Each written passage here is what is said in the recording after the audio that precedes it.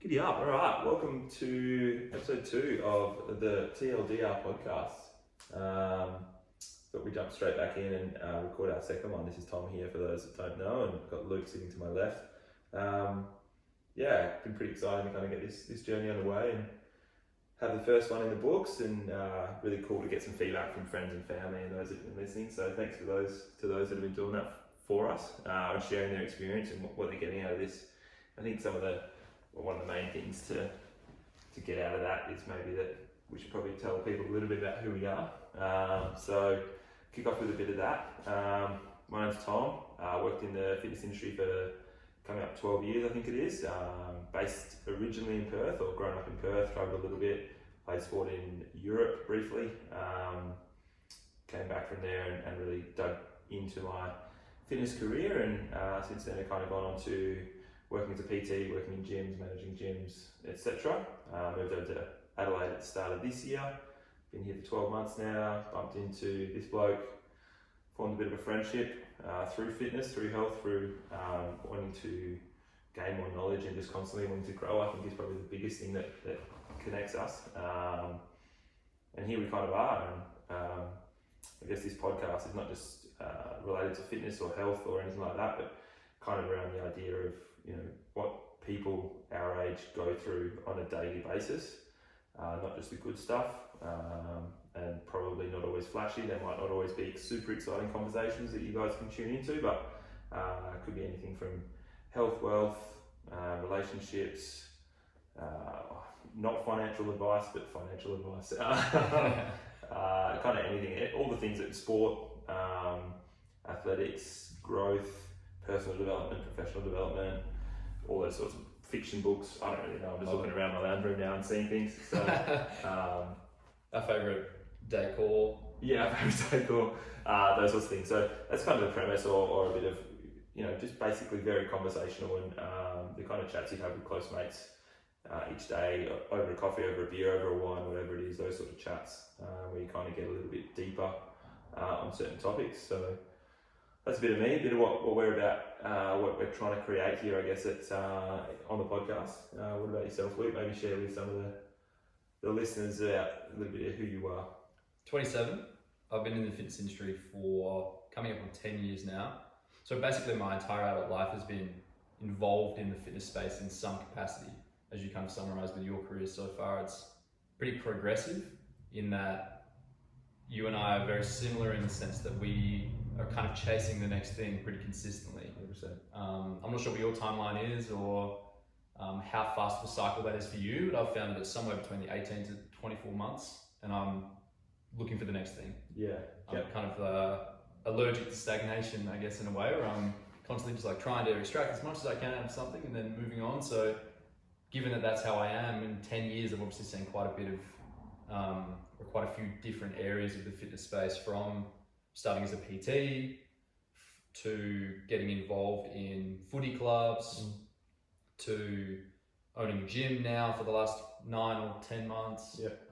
Obviously pretty vastly different areas and a lot of growth, especially in the last 4 or 5 years. Yeah, 100%. As I mentioned in our last episode, my mindset of wasting the first 4 years of my career still stands, but I think that it really gave me some foundational understanding of what it is like to converse with people and build relationships and build rapport, and doing that from the age of 18 as a young dude was pretty challenging for the first 4 years or so, but that's what it's all about, is just like throwing yourself in the deep end and trying to extract as much as you can out of each of the situations that you put yourself in. So very thankful for each of those opportunities as well. So it's exciting, and now starting this TLDR podcast, it's really exciting times. Yeah, I think touching on what you just said there about conversations and getting yourself in uncomfortable situations as a young man, I think that's where a lot of people in the fitness industry either thrive or don't.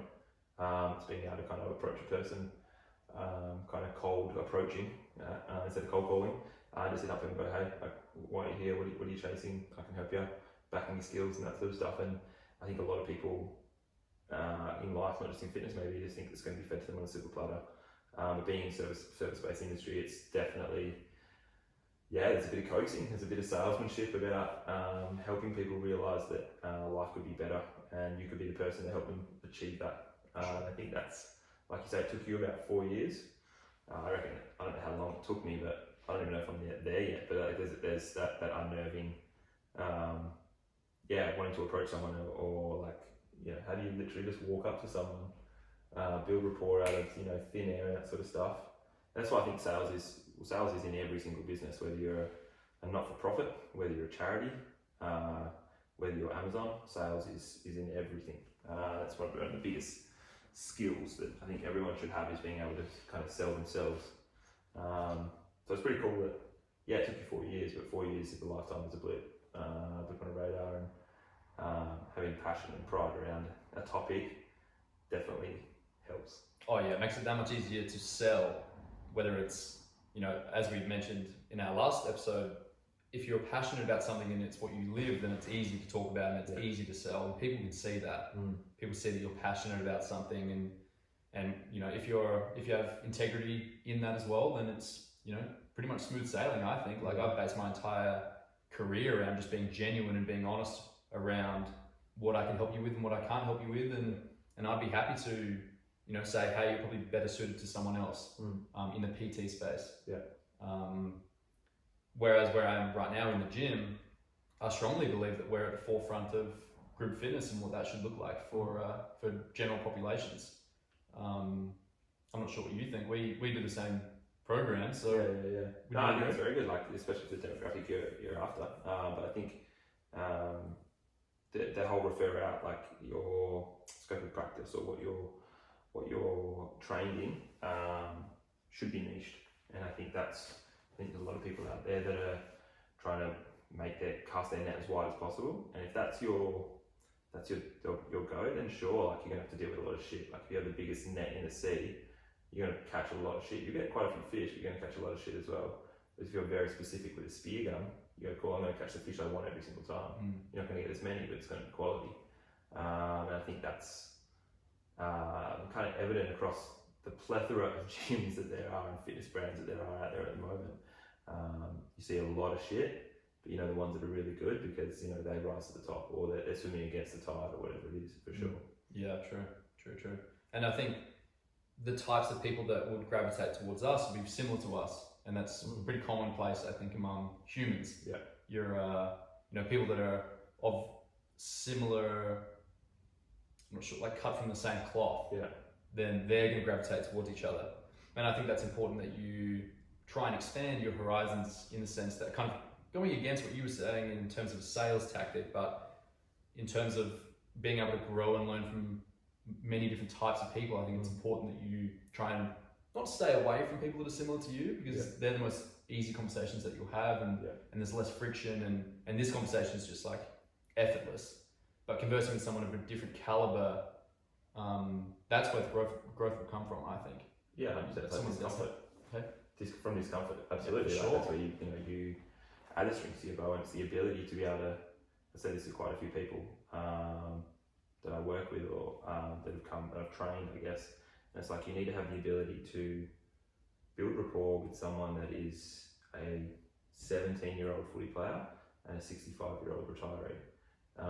You don't need that. You train them very differently, absolutely, and it's not necessarily the training aspect. But if you can build rapport and be so personable, and really be a people person, create conversation, provide engaging topics for them to want to be in your company or want to learn from, then that's what provides a great platform for growth for not just yourself, but for them as well, because then they're not only picking your brain, but they're actually picking the brain of the person at the other end of the scale as well. Right, and I think that's where, maybe. I think that's where a lot of my growth came from, was from teaching the PT qualification, was having big groups of people of varying ages and demographics and background, and I don't know, other stuff like socioeconomic status, and what they've been through in life, and where they are now mentally, and what they're doing this qualification for, whether it's to have a career change. I had people that were accountants for 35 years, and they've just decided that they want to do a fitness course, which is great. And I've had a 16-year-old dude do the course while he was still doing year 12, or year 11 even, I think. He was the youngest guy to go through it. Yeah. So that's my biggest takeaway in terms of the communication aspect, is learning how to communicate with those different types of people, Mm. but doing it in a genuine way as well. Like I'm always pretty much going to come back to that is integrity. Yeah, that's massive for me. And honestly, if you ask the right questions, you can converse with everyone. You know, and if it's a to and fro conversation and it flows, and they actually want to have a conversation, then you can keep it going forever, almost regardless who it is. Yeah, that's massive. And then from that comes trust, and then from that comes, if you're actually offering a service, you know, potentially then buying. Yeah, and that comes from that trust, which comes from integrity, and it's kind of this flow-on effect. But you can smell a salesman. Oh, 100%. And that's where I think like the snaky salesman in the cheap suits kind of that image comes from. I was actually watching this random video, I think it was on YouTube by Jordan Belfort, who is the Wolf of Wall Street for those who don't know. It was actually him, not Leo. And the whole, you know, how to... Unfortunately, yeah. The whole sell me a pen. It's like, oh, write something down.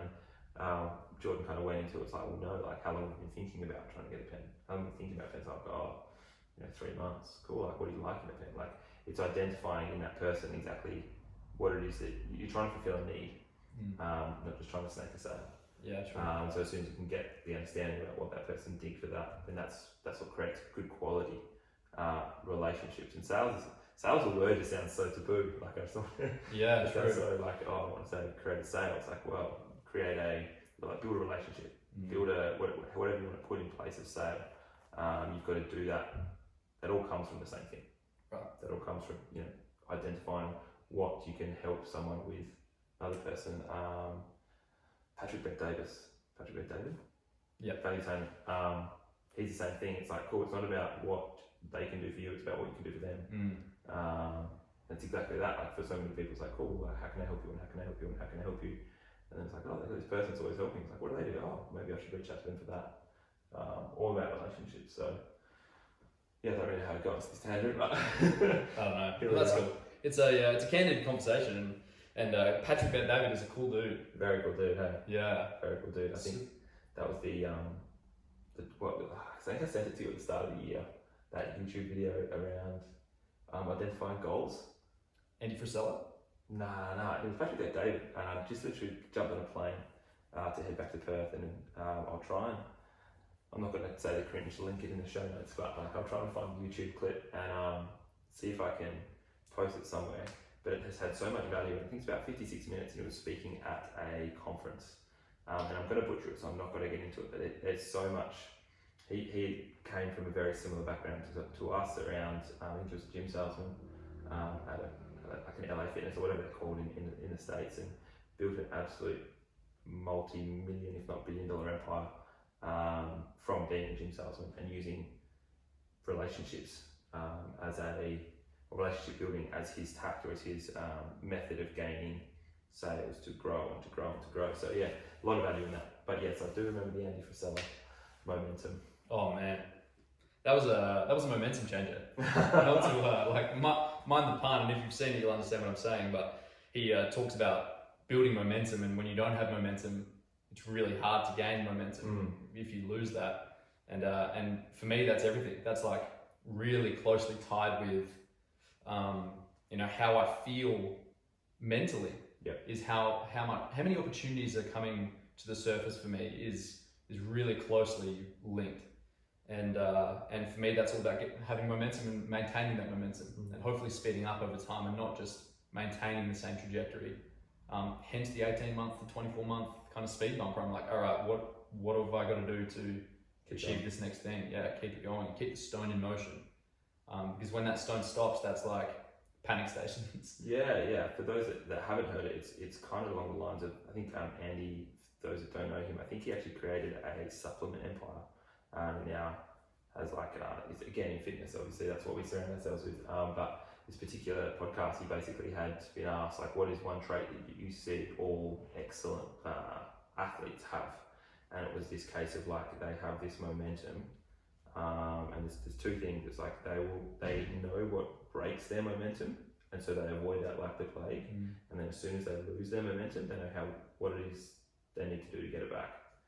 And it's this almost this state of flow, like this state of like, no, I'm head down and just absolutely gunning for what it is that they're trying to achieve, and they will not let anyone else get in their way. way, and it's almost like that glint that you see in a bullseye when you're going for the matador or whatever it is. It's just like, yeah, fuck, like, don't get in their way. And they may get judged, lose friends from it, gain better relationships from it, and that sort of stuff. But it was this keyword of momentum. So yeah, that's another one we'll link in description. Yeah, it's a great video. Great video with so much value, I think, and given that I had already been thinking about even just that specific word of momentum for so long and based business around it, and then having that kind of confirm that that's what he recommends and that's what people do. It was like, okay, I'm getting some confirmation on this thing now. Even though I knew it had worked already in the past, it's like, okay, this is the real deal, and I'm not just like superstitious. You know. So that was really big for me, and I try and maintain that momentum as much as I can. And you even just saying that before about how they know what gives them momentum and what takes it away from them. I think I need to analyze some more about what that is for me. Yeah. Do you know what that is for you? Yes, partying. Yeah, for sure. Like, I would say like big nights out, or a lack of understanding what I'm trying to achieve. So like aimlessly going forward. So not having purpose, I guess. Which again, for those that did tune in or do know me, it comes down to like that routine. Having like, cool, this is what I'm doing day in, day out, and not waning. But I was literally just gonna just touch on that momentum, or like the ability to, the body has an amazing ability to operate suboptimally. I think we've discussed this previously, and I heard this because someone I know, I had heard that they're going through some health issues, and the doctor, surgeon, whoever it was, the specialist, had kind of said, cool, you're currently operating on, I think it was 20% of one kidney. Whoa. And so they can walk around and function on 20% of one kidney. So that is 10% kidney function. That's crazy. So if your body can operate, obviously it's not optimal, and I understand that, but if the body can operate so suboptimally, what does optimal look like? And I strive this year to kind of go, cool, no, like, I'm actually really keen to operate as optimally as possible. Researching vitamins, researching different things to the, like, am I putting in my body the right things? Am I, and it did get to a point of like, this is a little bit of no fun. So it is the balance, but it is a slippery slope going one way or the other. So it's very exciting to hear, like, or to know, which I do know kind of now, how optimal I can get my body. And I reckon I've probably got a few levels above that in terms of internal physiological operation. And I've operated very suboptimally in the past. So it's just finding balance there. But when you do have something to go for, the momentum is a snowball effect. Simple things such as like the people you surround yourself with, and balancing that with not just trying to bring your own average up, but balance it with your opposite sometimes, in that I'm quite a calculated, methodical, for want of a better couple of terms there, sort of person, and going, cool, regimented, and this is when I'll do this, and this is when that'll happen. And as Luke can attest to, he's quite impulsive. So he sees something quite the opposite, quite the opposite in that regards, and that's so empowering. Just in such a way of like, cool, like, let's do this thing and let's release it then. And Luke's like, let's just release it now. And I was just like, oh yeah, there's no reason why we can't. And that's just brought so much joy, and so much. It's been quite refreshing to do things on a different timeline than one I'm used to, or one that I have control over. I guess I'm sure the psychologists out there would perceive. So I think, yeah, what skews me off momentum, probably myself, to a point when it comes to things have to line up perfectly a little bit, and sometimes you just need someone to just give you that little nudge off a cliff, and you'll find out that it's actually a bungee jump. It's not a free fall to your death. So yeah. What about you? Do you have any inclination about what you think? It is a snowball. So if I have momentum, I can gain momentum. Yeah. I can't remember a time where I completely lost momentum just off the top of my head. I can definitely remember the feeling of like helplessness, hopelessness, anxiety around not progressing or not being in the right space. But you don't know what the catalyst was. can't remember exactly, and I'll need to reflect on that. I think because that's massive. Yeah. And I think because of the last 2 years of having so much momentum and so much change in my career, it's I can only really remember 2 years ago. So Yeah, that's fair. yeah, I think I'll reflect on that. I think, but at least for the last 2 years, I've had some serious momentum, and that's motivating. Because I'm like, okay, I'm creating this thing somehow, and I just have to ride the wave. It's almost like a dopamine hit, like you just don't lose it. Yeah, for sure. Yeah. Yeah, so I'm not sure exactly what the catalyst was for me losing that, but at least I know now whatever I'm doing, and maybe that's the people that I'm surrounding myself with, and my mentality around wanting growth and wanting to be and striving to be really genuine and having integrity and conversing with everyone. I think that's where a lot of my momentum came from. Was I have these opportunities because I've talked to a lot of different people, whether it's from my old job or whether it's from in the gym or literally on the street, like just meeting people. It's crazy, especially in Adelaide. It's like 1 million people here. It's like a little country town compared to some of the other big cities. Definitely. Everyone knows everyone. It's it's not 7 degrees of separation. It's like two. Yeah. Yeah. It's but yeah, you'll always find opportunity. I think you just have to put yourself out there. Not to be too cliche, but honestly, that's what it is. For me, it was rolling the dice, having a crack at something. And we talked in this in our last one, but for me, being able to say yes to an opportunity is really important. So I never want to be bogged down in anything that I do. I want to allow myself the opportunity and the freedom to be able to say yes to stuff and take life by the horns and change, not careers, but change paths or change trajectories pretty drastically in order to extract some more goodness out of an area. Yeah. Whether that's from working in a big commercial gym with everything that's really regimented and structured to going and working at corporate fitness and not being managed whatsoever, just no micromanagement, just all right, here's the hours, like go ahead, it's all yours. To buying into a gym where it's like, okay, now I have to take this more seriously because there's more than just me here.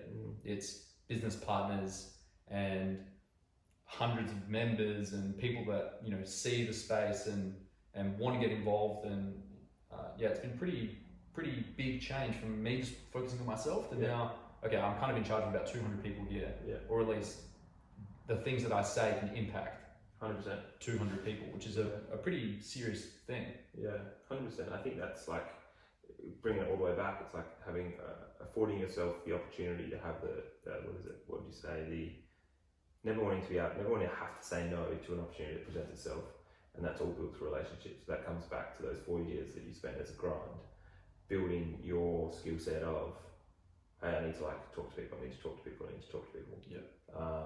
And that's probably why in Adelaide you've got 2 degrees of separation, because you've probably spoken the other half of Adelaide.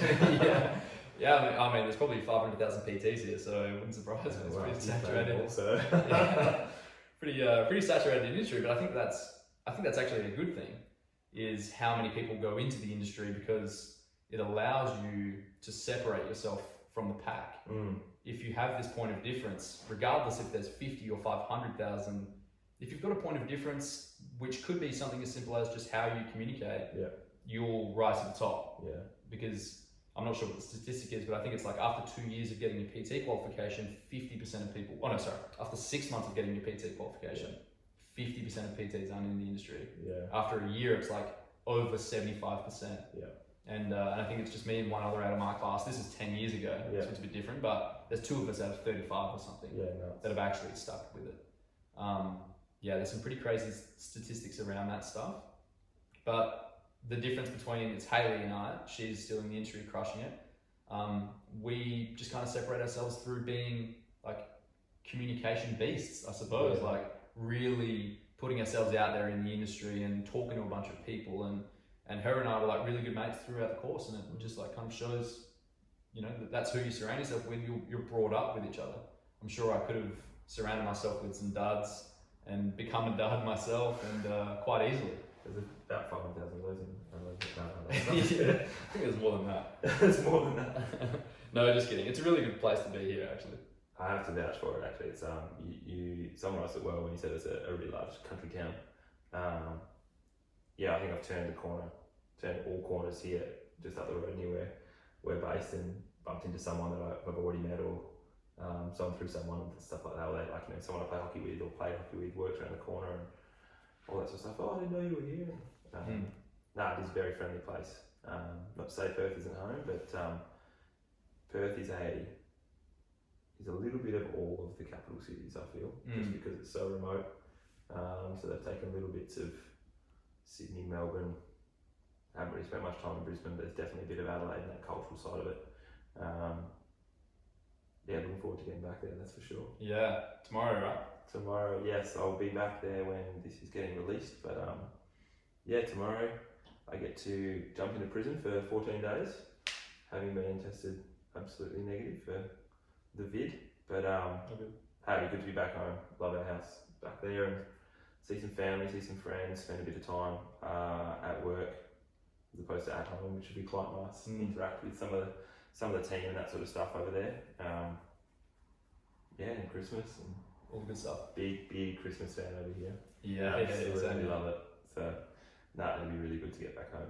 So in terms of momentum, you're still going to be able to work the entire time through these next 2 weeks of so yeah, absolutely. Like nothing changes for me because essentially I'm here working from home. Sure. And essentially I'll be over there working from home for 2 weeks. So it'd be a little bit annoying that obviously I can't go out and see the team and have some pretty big meetings just in terms of planning for 2022 for the clubs and the company face to face. But I think we've all learnt to jump online and do the Zoom thing.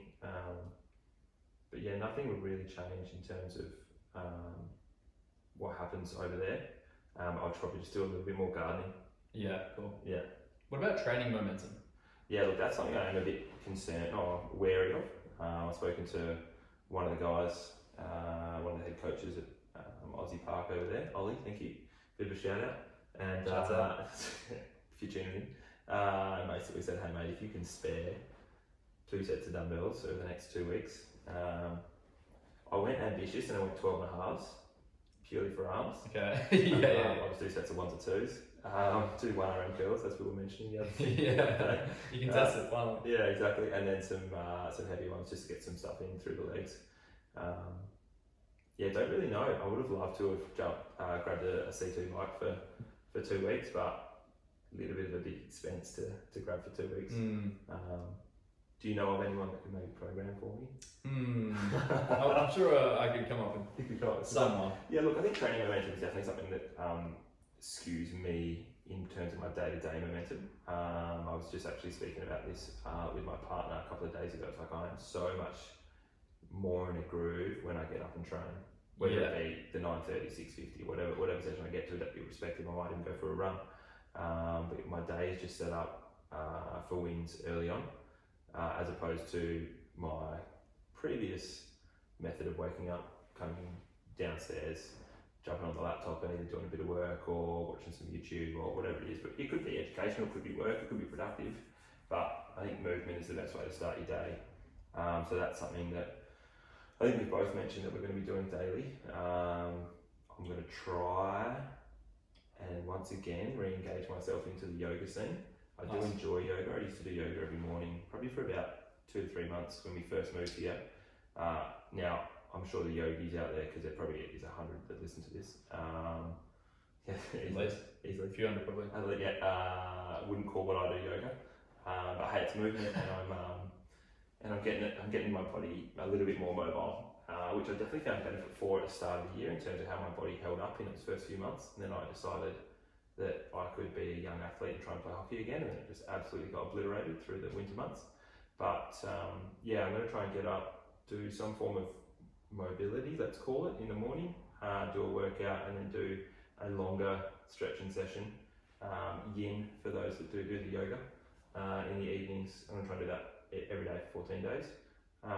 And that'll just either keep the momentum that I've got to this point or really kickstart into what is going to be literally the day before 2022 when we get out. I think it's massively important for myself to just frequency of training. People say rest days are important, and absolutely, but if it's a well programmed or well periodized program, you should be able to move every day in some capacity, whether it be recovery runs, low impact cardio work.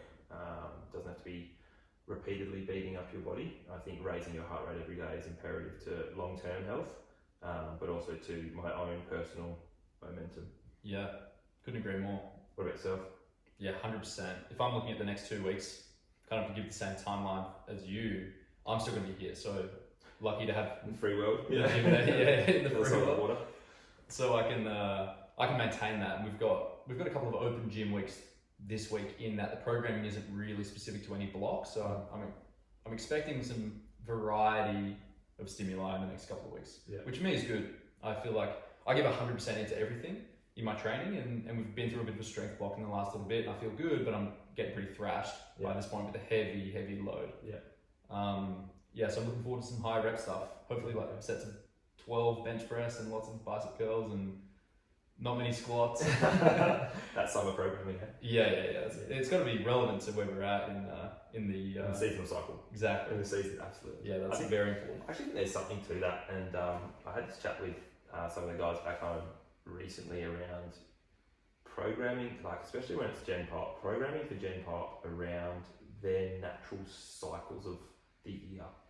So yes, you can train and educate clients to understand how their body works internally, externally, how the seasons work, not have to limit social engagements, etc. And not everyone is wanting, pure health and fitness momentum. Not everyone is like, you know what, I really want to get my 200 kilo back squat, $200 back squat, 200 kilo back squat. No, they just want to move.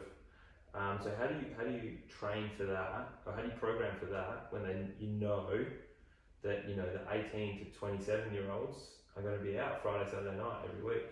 And one of the things that to be fair, even the 40 to 60 year olds, because the kids are left the house and they want to socialise with their mates, or they got post-work drinks or whatever it is.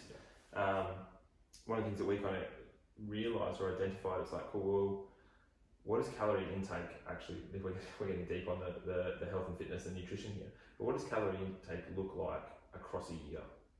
So in terms of if you were to break it up into your 13 weeks seasons, through summer, through autumn, through winter and spring, how do you program accordingly? And in terms of what's going to, number one, the three things, I'm going to be stumped here, the three things that we program for is do no harm, enjoyment and education. And I think in that order. So do no harm first, so you don't want to hurt anyone. Enjoyment. Not that enjoyment should come before results. Maybe that was results. Not that results should come before enjoyment, and there will be some training sessions that I'm sure you and me both know. I think you're about to go on training one that maybe we don't enjoy as much.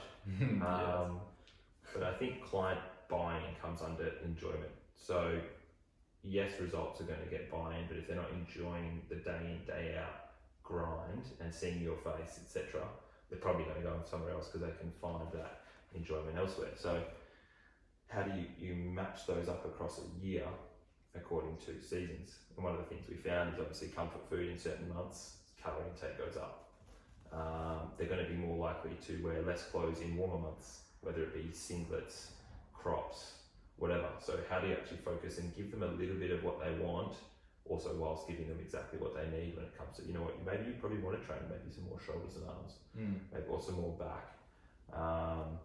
You're going to be eating a little bit more calorie dense food through the winter months, potentially. Maybe we try and train a little bit more hypertrophy. Let's get those reps up. Sure. Not in a full 13-week block, but I think having that realisation, I have no idea where I got it from, and I'm not claiming it as an original thought, but it's kind of switched something in my brain to go, oh cool, we don't have to be so uniform across a year in terms of let's train power, or let's train hypertrophy, then strength, then power, or whatever cycle of work you want to work through as your point of difference for your club or franchise. It's like, let's work with the path of least resistance, and let's yield from what our clients are actually going to be doing, and then that's going to get them results, and then you can flip the education side in there. I don't know, that was just something that we realised, I think I realised a couple of months ago, but haven't had a full year of rollout, but I think it makes sense. I don't know. Yeah, it does. And I was in the trap of doing it the other way around, I think, where it was all about being optimal and less about enjoyment. And works for some, for sure. It does. I loved it. Yeah. I was fit, I was strong, and I felt really good. But obviously, you're probably a bit different to me, but I would rather that than enjoy every single session. Yeah. I would rather know that that is the optimal way to becoming a good athlete, whether that be through a fitness space or through a strength space or whatever. For me, that's where my enjoyment came from. Was knowing, all right, this is the, like, as the crow flies from point A to point B, and all that other bullshit that comes with it is just like For sure. a waste of time. But not everyone's like that. And again, being programming for a gym where not everyone is going to be like me, it was a good realization that I had through help of you to maybe program with some looser reins and, you know, like loosen the screws a bit and allow people to have a bit more fun, and that probably yielded better results, I would say. Yeah, I think it's like, it's absolutely, you're going to find the people out there, hey, path of least resistance, like get me from here to there as quick as possible. And if that's your, again, if we niche down as hard as we can, and that's exactly the clientele that you have handpicked, 100% go for it. You're going to have an amazing result per client ratio, I guess, if you want to put it in metrics. But I think for the pure fact that not every business is like that in any realm, you've got to go, hey, let me, you know, almost like the magician's trick of like, well, whilst you're all looking over here, I'm actually just going to throw a little bit of this over here, and you're not even going to realise that, oh shit, like, you know, I've now got 28-inch biceps. Oh wow! Like, Suddenly, yeah, all of a sudden, you know, that 20 kilos you lose in 6 weeks. Yeah. So, you've got to get. It's frustrating, but apparently you've got to get people to like you. It's annoying. Elon, bring the robots. Yeah, and I found that once I started doing that, the feedback. Not that I was getting negative feedback, but I was getting more positive feedback. Yeah, cool. Which basically is the same thing. Yeah. And that was important, obviously, for the health of the gym and, you know, the happiness of the clientele within the space. And now not doing any of the programming within the gym, it's almost, I can remove myself from that of being this hyper analytical, like critical of any of the programming, and just be there as an athlete and be there as a member, and then give really objective feedback based off of that. Like, hey, this is what I liked as an athlete, and this is what I didn't like.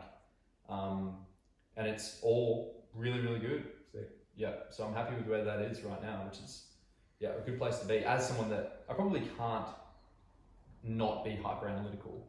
I think having done it for so long, it's, and having lots and lots of clients online, not heaps and heaps, but, you know, between, 25 and 50 at any one time, pretty much for the last 6 years at least. Until now, where I've like really brought my books down. I've done the reps, but I never know whether that's actually the most accurate way of doing it, because that's just what I've found to have worked. There's probably better ways of doing it. Very, very likely, of course there is. But at least I know that works, and that has gotten people results, and that's a good realization to have, I think. 100%. I think like the analogy of you being able to train a 17-year-old and a 6-year-old, it's the same as like being able to program in all the different ways. Like when I was programming, which is a fair while ago now, purely it was a lot of strength-based work, a little bit of hypertrophy in there, but very basic, not bodybuilding stuff at all. Knowing that was out there, I just like fully believed in what I believed in, and yielded amazing strength results for clients. Body composition maybe less so, because they weren't training, like they weren't programmed for that. They were possibly eating for it, but weren't necessarily. The program wasn't akin to their nutrition. Sure.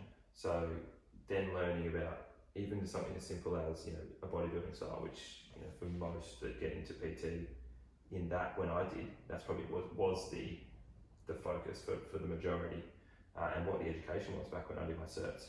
And then coming out the back end of that, it's like, well, there's even this whole CrossFit world in terms of conditioning style, or training for energy systems, or all this, you know, there's a myriad of ways of trying to program someone. If you can learn them all, you can then either amalgamate them all and have a really ideal product, or pick the right one for the right person as well. It's got a cool, you're here right now, cool, I'm going to do this. Sure. We've even got people that completely niche down as coaches and go, cool, no, what I'm really good at is cardio, and I will and aerobic conditioning. Like I will just go fully aerobic and I'm going to make that my thing. And then you have people come to you and go, cool, I want to work on this. Obviously they're going to be a little bit higher in the athletic department. Far less Gen Pop are going to go, hey, I want to seek out the number one aerobic conditioning coach out there. But there's enough content, enough value in those certain areas that you could. Yeah, for sure. Yeah, I love that. I love the specialist. Yeah. I wouldn't claim to be a specialist in anything really. Yeah. Maybe I should. I don't know. Maybe. I think you're. I don't really know. Like I think being a specialist. This is the hard part. I think for my growth when I was going through not postgrad. What's it called? Undergrad. Tertiary education. I was like, cool, I'm gonna specialise. And then you go through that whole self-doubt thing of like, fuck, what does specialising look like? I've got to read papers, I've got to be the best, I've got to be up to the forefront, blah, blah, blah, blah. And I went really theoretical and forgot the practical. It's like, you really just need to get out there and go, cool, this is what I do, this is what I'm good at. Oh yeah. And make it a point of, you've got to have a point of difference, I think. And I think specialising is important, but how do you think you could specialise in what you currently do? Where would be your path that you follow? It's probably a little different now. I'm delivering a service that I don't necessarily create myself. Yeah. In a way. Yeah. So I guess I am the point of difference. In a way, how I deliver it is the point of difference, rather than the actual service itself, I guess. So you're like specialising in your coaching style. I guess so. Yeah. What springs to mind when that word specialist comes up then? In the buy-in, I think. Okay. My buy-in into the client's results. Being in a testing week this week, it's big for me to make sure that they're enjoying their time, but also hitting big numbers and they're motivated to get in at 5 a.m. Yeah. it's a big thing, and especially even given it's strength testing week, 5 a.m. lifting heavy weights is pretty tough. So, I think my experience in that field of having them doing some neural priming stuff, like some tall box jumps and doing some different mobility work or different priming drills, whatever that is. I think that's a big point of difference. Yeah, because you could give the same workout to 10 different coaches to deliver, and they're going to deliver it very differently and potentially yield really different results. For sure. Do you not necessarily document that, but like I think it'd be important, or I think it'd be a cool exercise, I guess, to put that down on paper, like cool, like my methodology for priming for this movement, when it comes to PAP or when it comes to whatever it is, like mobility for this, because then you can actually deliver something rather than always being face value. True. And I think that's important because then you can educate and then you can deliver like, cool, this is the Luke method. Again, still not diminishing your point of difference, but increasing the scope at which you can actually deliver that point of difference. Yeah, true. It's a good idea. Yeah, I would agree. Like every coach's way they coach is their point of difference. Right. But it's how special you make that, or how unique that product is. But I would agree. Like I've got previous coaches that are just like, things stick in my brain. Like I mentioned to you the other day about squatting and that sort of stuff. And like, I love that one. Preload the bar with a shit ton of weight, unrack it, feel the load, re-rack, take the weight off, hit your PB. Yeah, simple as that. Yeah, it's very straightforward. Don't even need to train. But something like that's just like cool. I associate that methodology or that practice with that person. So it's like there for you identifying like, cool, this is what I do, this is what I do, this is what I do, this is what I do. Sure. And like I said, drilling it into your clients and that level of care for them. Super powerful. Yeah, big. Yeah, it gets way more buy-in, which has been like my word of the last 9 months of buy-in. Getting bought in, getting people bought into what we want to do, and we're there now, and it's good. It's good when you have people that are bought into what you're delivering, what we're all delivering. Have you ever had it when someone's not bought in? Second. Like have you ever had like you say we're all bought in? Like what do you do when someone isn't? What have you done when someone isn't? I think education is massive in that space. Yeah. To understand the reason why we're doing certain things or how this is going to help them achieve what they want to achieve. Because they probably don't care about Joe Smith and Jane. I was going to say Jane Doyle. Who's that? That's a news anchor or something. I don't really know. Anyway, they don't really care about the other people in the gym necessarily. They really just want to work on themselves if they've got really set out goals. Right, you're talking about client buy-in, sorry. Yeah, cool. Yeah. Yeah. What did you mean? Sorry, more staff. Sorry, my Staff brain buy-in. goes to staff. Yeah. Like saying, we're all bought in, and you're bought in, which makes it like, you as the fearless leader, is super bought into this premise and this idea of what you're delivering, and that, as you say, that is shown, that's seen, people can see it. Cool. If he believes in it, then of course. What happens when that person doesn't though? As an employee. Yeah. Well, obviously, if it's as an owner, maybe don't own the company. Yeah, true. Yeah, as an employee versus a client's a little different. Yeah. But I guess maybe they're similar. I think the education is important. Mm. If they're not understanding the methodology behind the programming or the periodization plan, why does this go here? Like why this desired outcome after this one and why that before that? Then if they don't understand that, then it's hard to deliver it to its full capacity. I think one difference that you mentioned, and I'll flag it, is the first thing you mentioned with clients was to figure out what they want. And with staff, I feel like it should be the same, or employees, however you want to look at it. Absolutely, education is important for both. But if you figure out what the client wants, as you said, going all the way back to who you are as a coach and what you want in your clients, is people that are there for the same desired outcome or a similar desired outcome. If they're not, they move them on. Right. It's like, hey, cool, I'm not the best coach for everyone. And I've moved clients on to other PTs that could benefit them more so. For sure. It's a hard one. It's possibly the same with staff. I don't know. Yeah, I would say so. Yeah. I guess you want to be the captain of the ship in a way. Everyone's got their role within that space, and if they're on a different boat, going in a different trajectory, then they're in the same boat, paddling the other way. Yeah, absolutely. Yeah, you're gonna say goodbye at some point, I suppose. But yeah, that's a really good question. I guess I need to work on that. No, not literally. This is just something just flagged in my brain. It's more of a case of, it always comes down to what does that person want to get. We are selfish beings. It's always looking after I first. It's very rarely, people are selfless, absolutely, but they are self. As Phoebe from Friends, there's no selfless deed. Or I think she says in one of the episodes, forgive me, but all my Friends fans will know exactly what I'm talking about.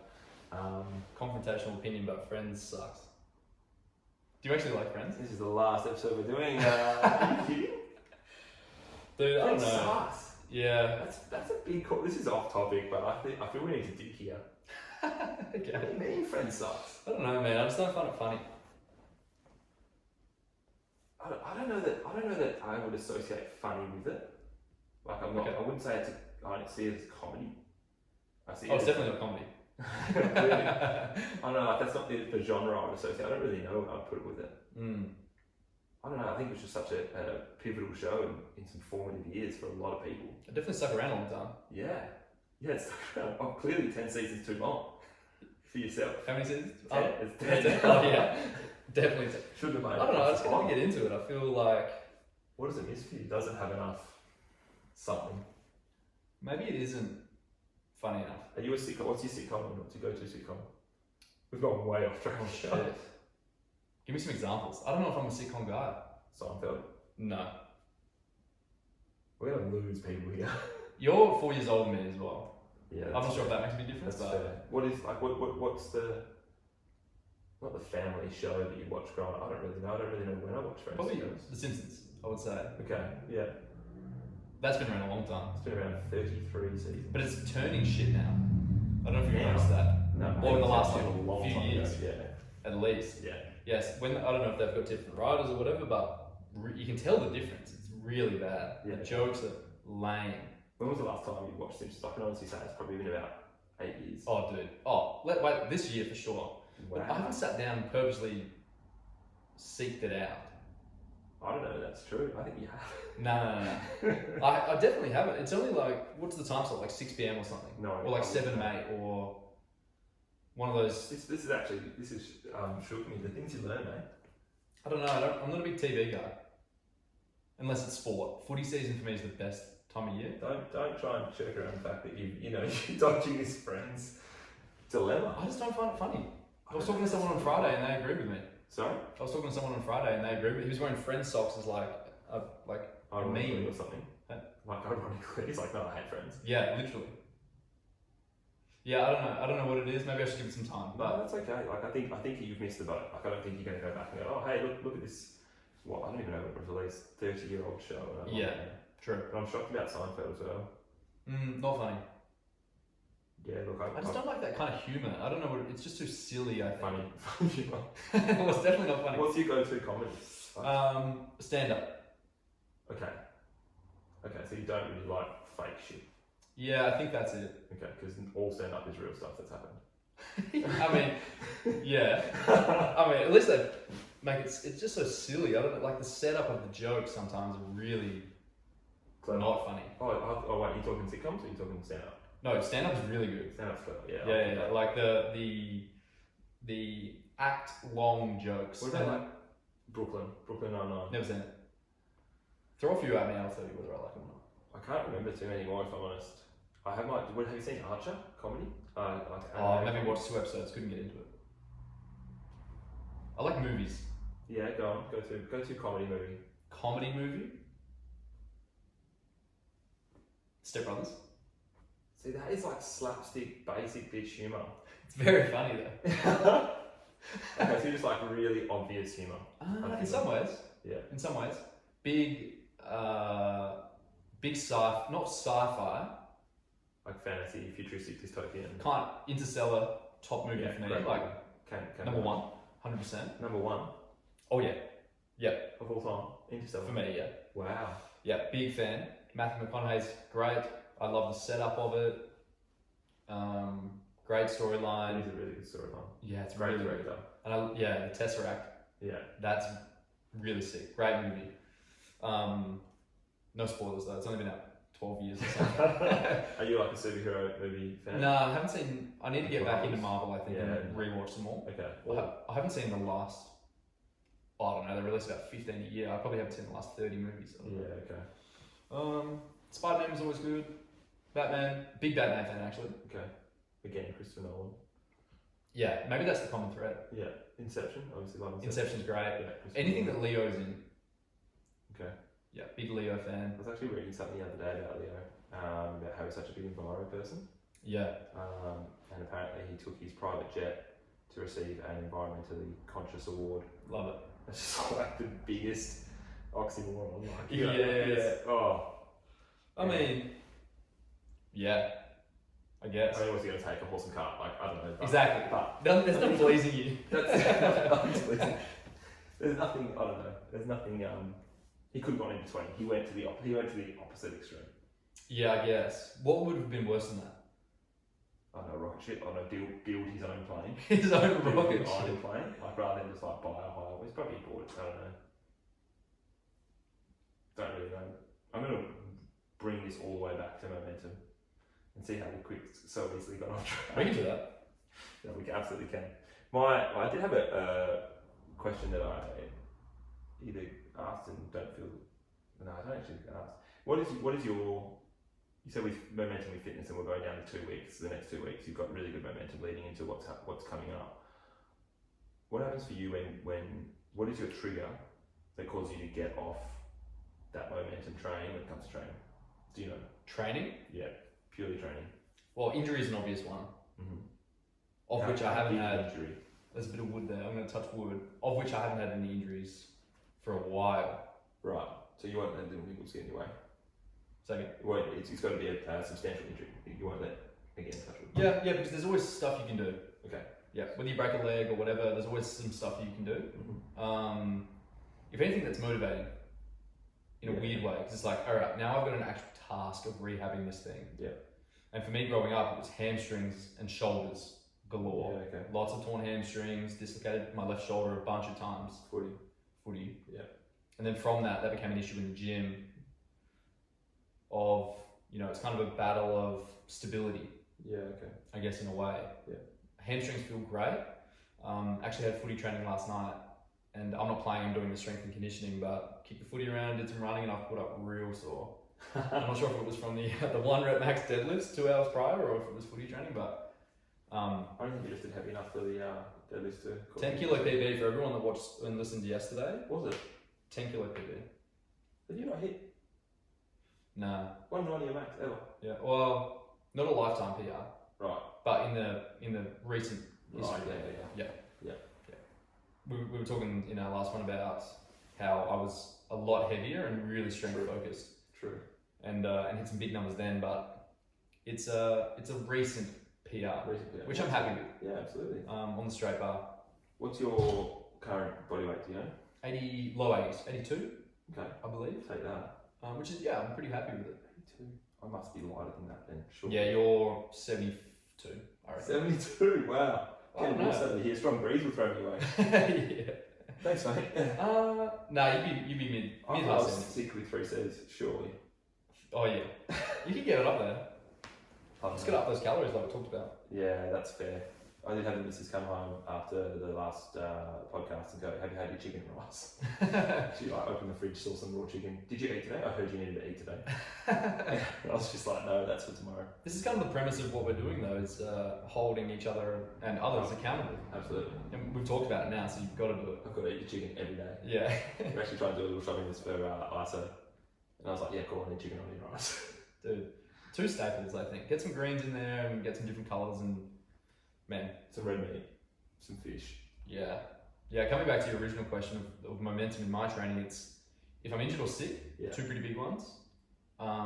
Otherwise, it's lacking goals, I think. And knowing where we were headed with this strength block towards this week of testing, that's where I've been pushing my emphasis. And conditioning testing as well this week. So I feel good.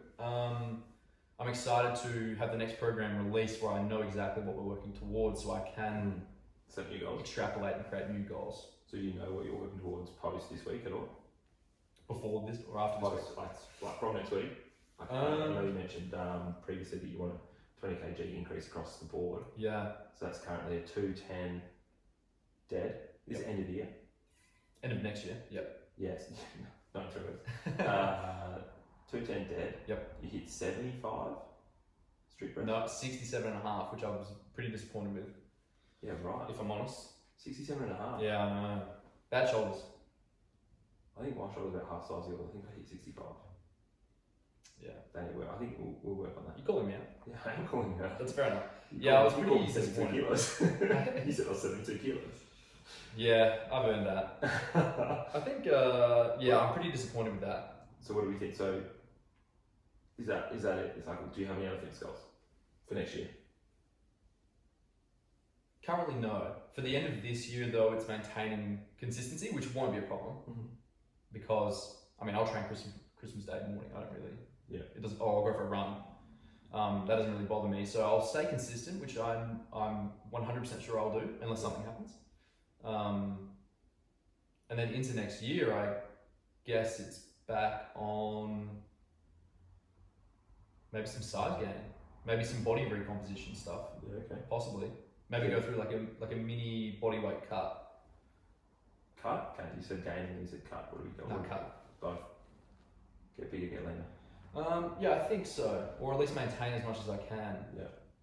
Because there's some stuff that I can clean up for sure, like the extra calories, like we talked about in the last one. Cleaning that stuff up. I'm very consistent with my training, so that's not an issue. Yeah. But it has been really low rep stuff. Yeah. And my body really responds to higher rep stuff. In terms of what way? In terms of, I'll see a pretty big adaptation quickly with that kind of mid-range strength stuff, 6 to 12 reps. Yeah.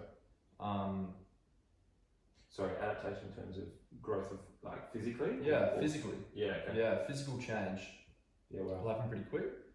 I'm not sure whether that's just like muscle fiber type or body type, or whether that's just like a perceived thing because I'm doing higher reps and I'm kind of like more pumped, Swollen. more swole. Yeah. Maybe that's it, possibly. But I feel like I get the biggest change through that kind of rep range. Cool. Yeah. So I'm looking forward to getting back into that kind of stuff and maintaining some fitness and body recomposition. I think I would like to get sub 80. I think I operate really well that way. Yeah. but that's like high 70s, 77, 78. So, you know. Jeez, that's lean, dude. Yeah. But I like that. Yeah, okay. Not only do I feel I operate better. Like we did a workout yesterday with a lot of box jumps. It was the test, and I felt heavy, man. I felt heavy, and I beat Tom by 3 reps. And I always train after Tom on purpose because I know exactly what I've got and what I have to hit. And whatever dumbbells he uses, I have to use. And if it's like a rep thing, then I'll make sure I beat him by a handful. I'm a little bit pissed off about that. So next time we'll tee it up where we train. I could have got more reps as well. That's the annoying thing. Because like if I needed something to go for, and you had said I went and checked, and you said like 65 or 68, I think was the current highest box jumps. And I was like, oh, I got that. And then it was like anything on top of that was a bonus. Yeah. And I didn't twig that you were going to do it afterwards. I didn't even think about it.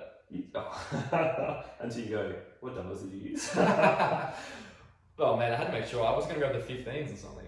Were you? Nah, I would have used 17 at least. 22s were heavy, man. That was pretty tough. Yeah. Shout out Jake Hendry as well if you're listening. It's been good this week, man. The programming's nice. It's challenging. It's different to what I would do, which I think is important. 100%. Otherwise, I would just be giving myself the same stuff. Jake programming, is he? Jake Hendry. Yeah. Yeah. He's in Dubai actually right now, which is crazy, but doing all the programming for all of the gyms around the world, which is pretty sick. Well, yes, you can shout him out. I'll give him a choice piece of feedback about some of his workouts, but that's fine. Yeah. But we'll tee up for the next training block where we can train together. Yeah, 100%. It doesn't help that the person that trains you can't train with you. Yeah, that sucks. Yeah. So for those of you that don't know, I'm doing the coaching in the mornings, 3 mornings a week. That's when Tom trains. So we can never really tee it up where we're training together. I mean, he could train before because there is a good 90-minute gap that he has prior, so he could actually train in that gap. Before 5 a.m? No, between 7:40 and 9:30. Yeah. So that's an hour and 50 minutes. So you could have done it then. I need to eat, dude. I gotta fuel this vessel. I heard about it. That was in that hour and 40 or whatever, it was a walk to the cafe and a little chocolate chicken thing. Yeah, fair enough. Yeah.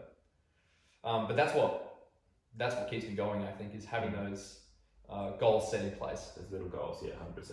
Yeah. So maybe that's over the next 2 weeks of kind of or after this week, those next 2 weeks is kind of some free range in terms of what the workouts look like. Is I'll dive into the first 3 to 6 months, maybe the first half of the year, and what I want to achieve over the next 6.5 months from now. Yeah, I think that'd be something I'd love to chat to you about in terms of like what it is you're looking to accomplish. Sort of not just, don't even have to have a finite timeline on it, but like what is the next thing to accomplish? What are you wanting to put your mind to? What is going to be that impulsive,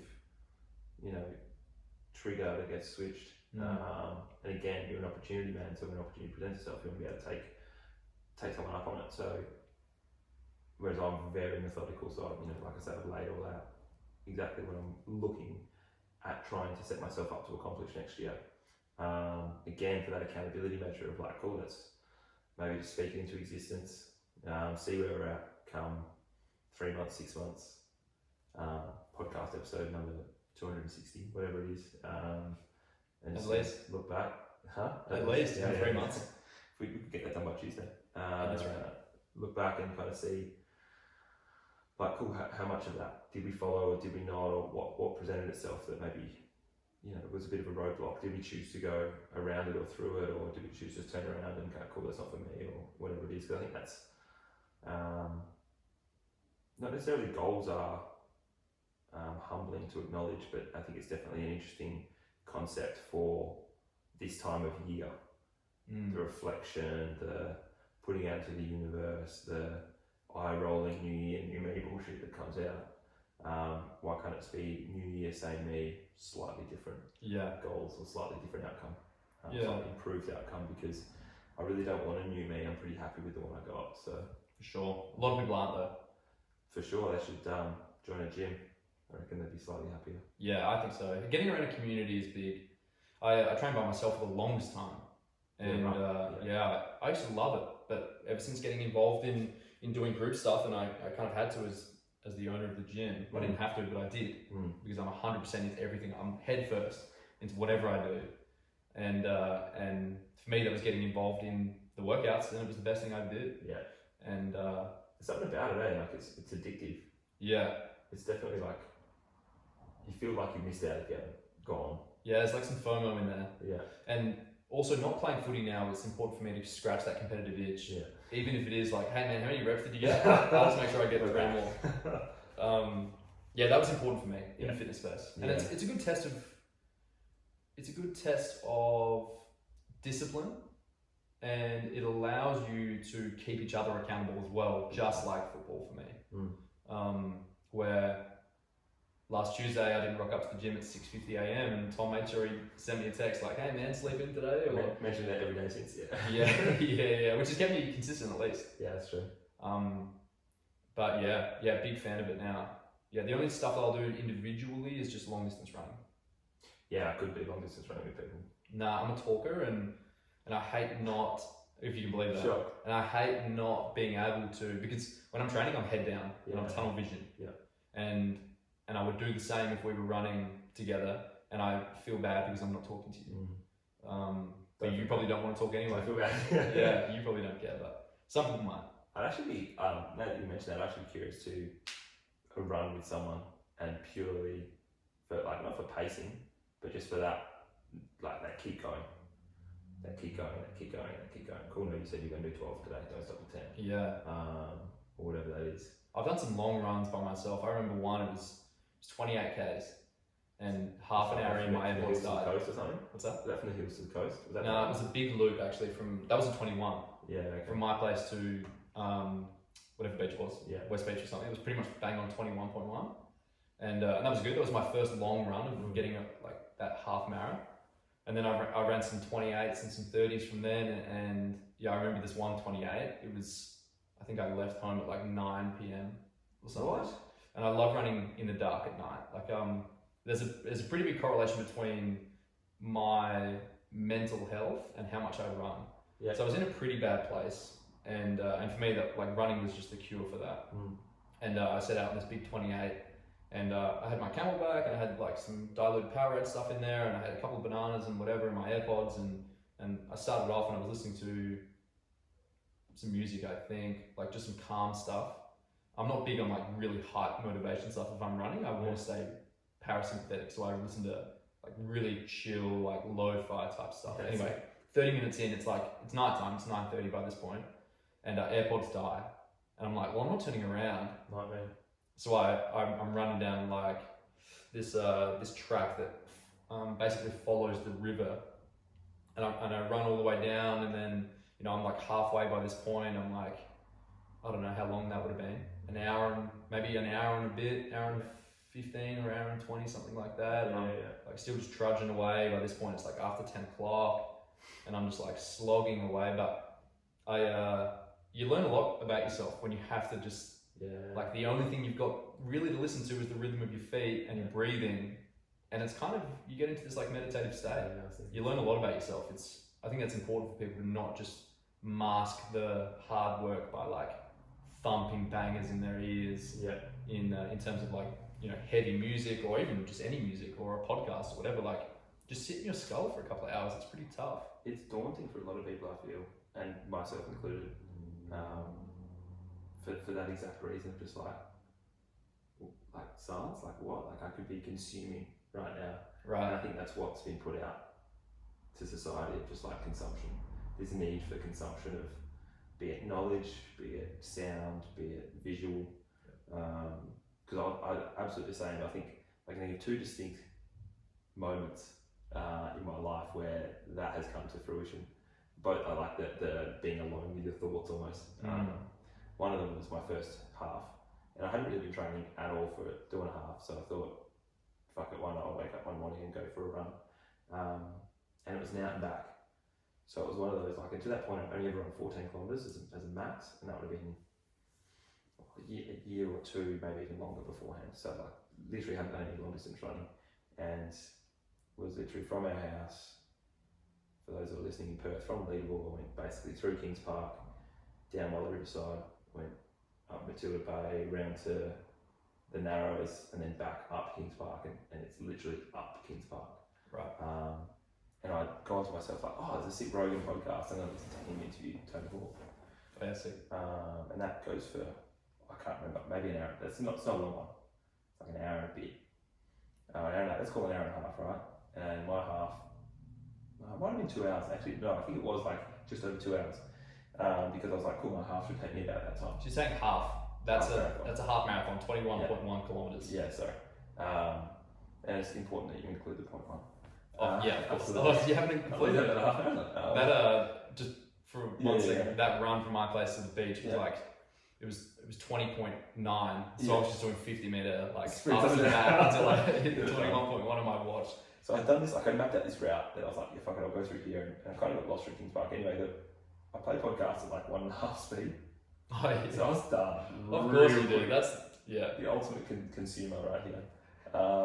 I even watch Netflix on planes at like 1.5 speed. I don't know why. I just do. That's like a trait of a psychopath, but that coffee, yeah, all the things that I've got. you're in oh no, you're not an only child. That would be like the icing on the cake. Yeah. Well, I think my sister is adopted, so I don't know. That's what what is it? The report said. I don't know. Seriously? No, I'm just kidding. That's funny. Probably shouldn't say that in public. It's just an in joke. No one listens to this. So Exactly. This is pretty much just us talking. Anyway, so to you, yeah, I get literally like, I think I'm on my way back from the Narrows. So I'm over halfway, and it's like it's done. And I start like, oh cool, I'll just put some music on. I'm like, hang on, like just listen to the pavement for a little bit. Like my AirPods hadn't died, and I had this like, oh, I'm actually like enjoy this. And I actually got like, this is kind of a bit cringe, but at the 14-kilometer mark, I got a little bit emotional. I was like, this is now the furthest I've ever run. Didn't stop running the whole way. Completed it. Didn't get the time I wanted. I was like 2 minutes over 2 hours. But I was still stoked that I did it. No training, blah blah blah. So that was the first time, just that, and I remember vividly, like I was lost in Kings Park. I was like, cool, and I've had to like almost jog on the spot to pick which path I was going to go down. And Yeah, like, right. I think it's this one. Didn't want to pull my phone out to figure out where I was, and that was like, you know, got back onto the bridge near home, and just like that was 21.1. I was like, oh, stopping right here. It's just enjoy the moment. And then the second one was actually going into a float tank. Have you ever done floats? I haven't. Dude, I would love to though. can vouch for float tanks. Don't really know of any in Adelaide. There's heaps, there's shitloads in Perth. There's a few Soul 365 I know. James Oh, yeah. Wallace gym in the city. That's right. It's got like a coffin looking one, I think. yeah. I don't know. I haven't been in there, but Yeah, I know a that's lot of people that use that. Yeah, okay. And the ones I've been in, like a big pods, like really wide. You can open your arms out, can't touch the sides. Really, that big? Huge. Yeah, big rooms. Really? Like, yeah, pretty cool. Okay. Anyway, so the first time I ever did one, I was like, cool. I've been, this is hilarious, been burnt by this bird over and over again, kind of longish relationship. It was like, okay, cool, I'm going into this float tank, it's just me and my thoughts, there's nothing else. I'm going to just get through this in my head, I'm going to allow myself, I've been not putting it off, but going, cool, I'm going to use that time to get through that. And when you're alone in a completely sensory deprived location, time, you don't know what time is. So I think I solved that in inverted commas, because that's what we do as humans, we solve, that's what I do as Tom, solve problems. I reckon it would have been 3 minutes. Just rapid. Because I just had nothing else to think about, Yeah. and I allowed that time. So then for the next 57 minutes in this pod, I was just like, fuck, it's dark in here. Like, and there was a bit of the novelty of the first time and all that sort of stuff. But just like the going back to like performing optimally.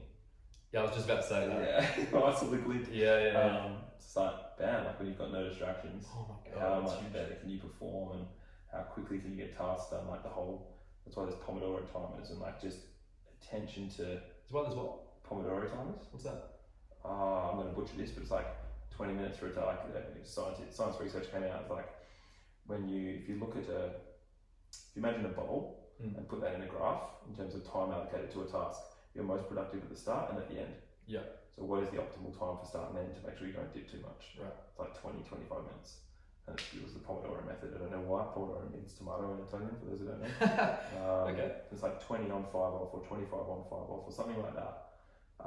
So that's a studying method so that your attention is always high and you can continue to perform optimally in these short, sharp brackets of time. I'm using it at work and people have used it for years, I think. But just that like no distraction. I used to do it for study. I would study through when I was going through exercise science, I'd study, I can't remember if it was a lecture or whatever the thing was, and like, cool, if I finish this, I get 5. It's like I was like a dog. I get to watch, I think it was actually Brooklyn Nine-Nine. I get to watch 5 minutes of Brooklyn Nine-Nine. And then I do the next minutes and 5 minutes. And so I would watch Brooklyn episodes in 4 lots for 20-minute episodes. So I was like, cool, I'd stop it at 5 minutes. And that was like my reward. Like I'm literally just a dog treat, aren't I?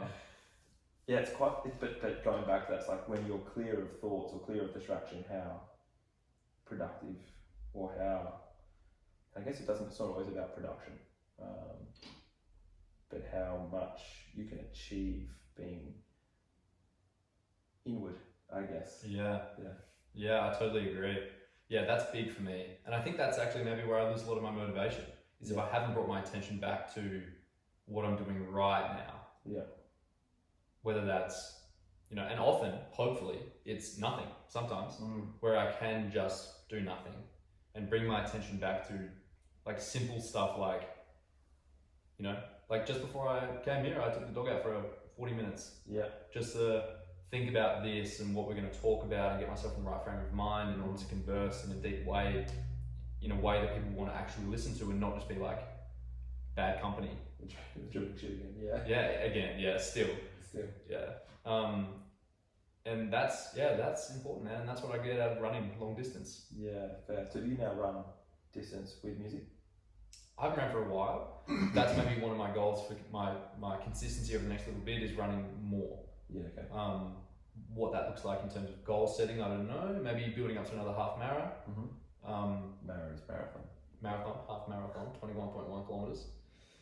Maybe that's it. Yeah. Because I really enjoy it. Not that I said before, my running distance and my mental health is directly correlated. Yeah. In how, in a negative sense, how I'm feeling about myself, I run more.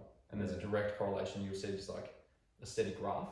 Whereas now, I want to run more, but not for the sake of like curing my mental health issues, if that makes sense. Yeah. I'm using it more of like a training tool. Yeah.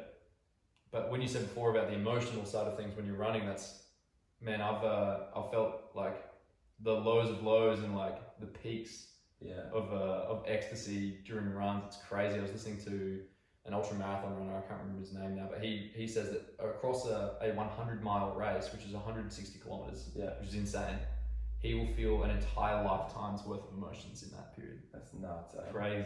And it makes sense. And I could abbreviate what he was talking about and relate it back to my experience of just running like basically 30 kilometers, which was like wiped me out for a month after. I can only imagine what it's like to run 160 of those, 4 marathons back to back, basically without stopping. Nuts, Like sleeping hardly, longer than however long, less than like an hour at a time, or less than a couple of hours at a time, and just doing it. Pretty crazy. I could relate that back to what I was experiencing across this like 2.5 hour effort or however long it was. That's nuts. Like it's one of those things. Like I hear that and I'm like, I'll never do that. There's no way I'm ever running 160k. So it's just like, why would you do that? But I thought I would never run more than 10k's because I was like, why would I do that? Yeah. Do you know what I mean? Like, not saying I will run, an ultra, but you hear these things, and I suppose there's a little bit in probably both of us are just like, oh, that'd be a good challenge. Oh yeah. I'm actually like I've kind of planned my life in phases in a way. Like I want to do what I'm doing now, which is throwing weights around, doing Olympic lifting and running and jumping and doing like dumbbell cycling and all that stuff up until a point. I'm not sure when that is. Yeah. Somewhere between probably like 40 and 60. Yeah. Like that's like a fairly big range, obviously. But at some point I'll get over that, and then I want to get into triathlons. Yeah. And I want to get into ultra running. You do want to get into tries? Why does everyone want to get into tries later in life? I don't know. Maybe it's it's up on the body, maybe. I mean, I was going to say it's low impact, but you're running a marathon if you're doing a full try. Yeah, I don't know what it is. There's like an appeal to. I got really into road cycling for a little while. Yeah. Okay. And there's like an appeal to it. I don't know what it is. And I think it is just like being an individual. Like I'm not riding 5 abreast like they do here in the Adelaide streets. I'm riding by myself, like in the dark on the way to work or whatever, and it's like I can just be, and there's nothing else you can really think about because you're moving way faster than when you're running. You can only think about, I'm on these 2 tiny little tires, and you have to like look for any cars, and it's way more intense. I actually had a guy from the footy club just last week. He T-boned a car because she didn't give way, and he went through the back window and like sliced him up bad. It could have been way worse, but you have to be on. Yeah. And that's what I love. It's like kind of a different kind of being present to running. because Yeah. running is really low risk, where you can just be. Yeah. Whereas in cycling, it's like you have to be present and The on. idea of the speed that you could get, like that bit, piques my interest. Yeah, Yeah. you can cover some serious distance. Yeah, I don't know what it is exactly, but I know that it's probably easier on my body than like 1 rep max deadlifting and back squatting and bench pressing and lots of volume box jumps and. I think maybe the goal is that you can hit PRs, like your lifetime PR is probably in front of you if you train for it. But there'll be a point where it will no longer be in front of you. That's true. And Yeah, that's a really good point. And then it's like, cool, what else can I lifetime PR in? And aerobic, your aerobic capacity doesn't diminish as quickly as your strength. Your strength starts scary. Your strength, I think, actually diminishes, or your bone density definitely does after 30. Yeah, right. 1% every year in an untrained individual. Yeah, something like that. Yeah. Touch wood, I think I'm trained. I think you're good. But yeah, but your aerobic continues but your peaks later in life. So it's like, cool, like that, innate drive to go, no, I still want to prove that I'm at the top or be my best. Yeah. I can't be my best in this run anymore, so maybe let me focus there. I think you've nailed it. Interesting. I think that keep pushing the peak of a male back further and further. I think for a long time they were like 25. Yeah, right. Now they're like it's 47 or something. The peak in terms of athletic performance. In terms of like physical performance, I suppose. Surely not. Yeah, I can't remember exactly. It'd be too late. Just think about all the peak physical athletes out there. I don't think the median age has moved out, but I wouldn't say it's. Yeah, I can't remember exactly. But they're definitely pushing it back. Maybe it's like late 30s. Maybe it's like 38, 36. I'm not sure what they're basing it Everyone on. thinks Like, that they're at their peak right now. So Okay. yeah, mid to late 30s. Let us know. yeah, I'd be curious to hear that, Jamie. That's for sure. yeah, definitely. Yeah, definitely. And anyone that does anything that's, that they perceive as a really hard challenge as well, and their mindset around how they get through that adversity. That's interesting, whether it be like a triathlete or a long distance runner or even. Second. OCRs, obstacle course races. Oh yeah, Like cool. I find that, like, go run 21Ks, but chuck some obstacles. Oh my god, that would be so hard. That'd be fun. It'd be, Like, mentally fun. yeah. That's I don't know. Like, disagreement. I remember what my half marathon felt like, and by the end, I could like hardly pick my feet up. Yeah, I can only imagine what it would be like. Yeah. No, that's fair. I just see that maybe the ones, the 5K ones, that they probably advertise with all the mates and just throwing themselves over these, obstacles or going under the barbed wire net or whatever. Yeah, that'd be fun. Yeah, shorter, not a full one like that. Give me 200 metres and give me 10 obstacles. Give me one every 20 metres and I'm on. Yeah, exactly. And like and some kind of like you have to do X amount of laps or something. And then just give me a pool at the end. Yeah. Just have a dip, or no, beach, not pool, beach, and we'll meet at the bar. Did you see this? I saw this thing the other day. Well, ages. I say the other day. It was literally a year ago, I think. Of when we first got locked down with COVID, this guy ran a marathon in his backyard, and it's probably like, I don't know. It wouldn't be 50 meters long, and he just did laps of this thing. Dude, my old man has literally not done a marathon, but he does not miss a park run. That's cool. And so he's been doing, I'll try and find the laps of the house, and he's literally just got these circles Around the house. around our house. And our house is, I'm going to get this wrong, maybe 70 metres around, and there's obstacles everywhere. He did 5. Is it 5Ks? 5Ks. Yeah, right. I've probably got that right, so it's definitely 70 metres. 170 metres. It could be. 70 metres is tiny. 170 metres. I think that was it. Sure. Anyway, and it's there. It's just literally like you said on Strava, circles, just like non-stop. That's circles. funny. What is that? 5 is 1K. So we did I know divided by 20. 25 laps. Yeah, I know that. Nah, it'd be further than that. I don't really know. I'm sure he's got it up somewhere. I'm sure he can actually let me know when he listens. That'd be good. Yeah, no, but yeah, pretty nuts that people can, like, I'm not going to let anything stop me. I love it. Biggest Yeah. accomplishment. Yeah, I love that. I think I've got that in me. I was only saying to someone yesterday, like, I used to be scared to think of challenges for myself because once I've thought of it, it's like, well, now you're going to do it. Whereas now I've like kind of lost that ego side of things where I'm like, that's stupid. And I don't have to necessarily do everything that I think of. Like I did this one workout and I wasn't very fit at the time. This was just after that big strength block that I went through. So I was pretty heavy at the time and I was just started training in this new gym and it was my first time on one of those curved manual treadmills. Yeah.